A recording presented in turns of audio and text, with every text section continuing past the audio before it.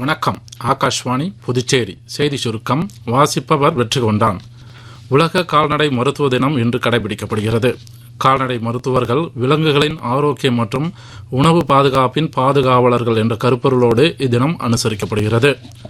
மேற்கு வங்கம் மற்றும் தமிழகத்தில் நடைபெற்ற சட்டப்பேரவை தேர்தலில் பயன்படுத்தப்பட்ட 17A வாக்காளர் படிவம் உள்ளிட்ட ஆவணங்களின் சரிபார்ப்பு பொது பார்வையாளர்கள் மற்றும் 600க்கும் மேற்பட்ட வேட்பாளர்கள் மற்றும் அவர்களின் பிரதிநிதிகள் முன்னிலையில் சுமூகமாக நடைபெற்றதாக தேர்தல் ஆணையம் தெரிவித்துள்ளது.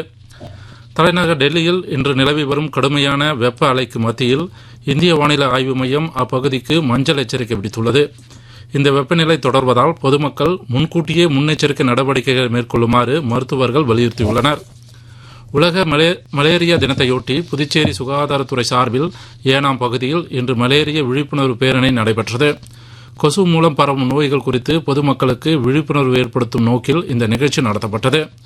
இந்நிகழ்ச்சியில் நகராட்சி ஆணையர் திரு ராகவன், சுகாதார துணை இயக்குநர் டாக்டர் ரவிசங்கர் மற்றும் உதவி இயக்குநர் டாக்டர் சையல் ஆகியோர் கலந்து கொண்டனர்.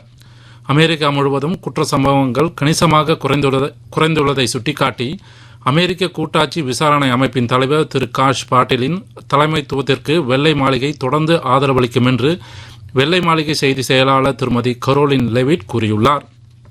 IPL கிரிக்கெட்டில் டெல்லி அருண்ஜேட்லி மைதானத்தில் இன்று மாலை 3:30 மணிக்கு நடைபெறும் ஆட்டத்தில் டெல்லி கேபிட்டல்ஸ் அணி பஞ்சாப் கிங்ஸ் அணியை எதிர்கொள்கிறது.